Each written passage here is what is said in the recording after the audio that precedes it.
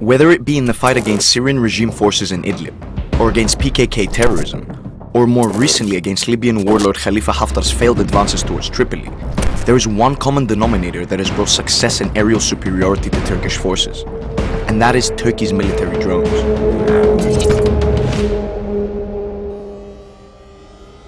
Haftar is supported by Saudi Arabia, the UAE, Egypt, Russia, and France. He controls the east of Libya, centered around the city of Benghazi. Since April 2019, he has launched a campaign to sweep the country by taking control of its central and western territories. However, the UN-recognized government of Libya, the Government of National Accord, which is backed by Turkey, Italy, and Qatar, has managed to make decisive victories against Haftar's forces, moving them out of strategic territories. Speaking to TRT World, Salah Bakoush, a Libyan political analyst and former advisor to the High Council of the Libyan state, said, quote, "You have to understand the Libyan geography. Libya is a vast country with open spaces and semi-desert areas, even in coastal areas where no one basically can hide troop movements. In this case, you need very much air cover.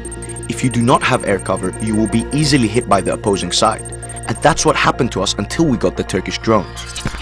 Drones made an arrival in the Libyan conflict at the end of 2019, and Turkish military personnel trained Libyan operators to fly them until the beginning of 2020. The drones have targeted Haftar's military bases, supply lines, and ultimately led to Haftar giving up key cities between Tripoli and the Tunisian border, as well as the expulsion of LNA militants from Al-Watiyya airbase, the largest airbase across western Libya, which led to the GNA interior minister saying, quote, "The Turks saved us just in time."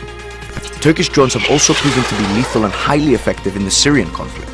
Turkish drones were used for support in Operation Spring Shield, launched in retaliation against the Syrian regime's airstrike that killed 33 Turkish soldiers on February 27th this year, thwarting Bashar al-Assad's Idlib plans. A report by the Middle East Institute outlines that the Syrian regime suffered heavy losses, including, quote, 3,000 soldiers, 151 tanks, 8 helicopters, 3 drones, 3 fighter jets, around 100 armored military vehicles and trucks, 8 aerial defense systems, 86 cannons and howitzers, ammunition trucks and dumps, and 1 headquarters, among other military equipment and facilities. Turkey's drone program was born out of a willingness to be self-sufficient and an ambition to compete in the global arms industry, as well as a failure of nations such as Israel and the US to deliver and share the technology. Today, Turkey has 107 unmanned aerial vehicles and has become one of the most experienced and effective users of drones.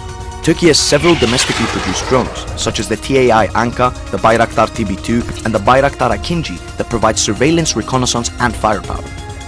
Turkey has started to export some of these drones to countries such as Qatar and the Ukraine, as the defense industry and self-sufficiency have been prioritized by President Erdogan, who aims to make Turkey one of the top 10 defense industry exporters in time for the Republic's 100th anniversary in 2023.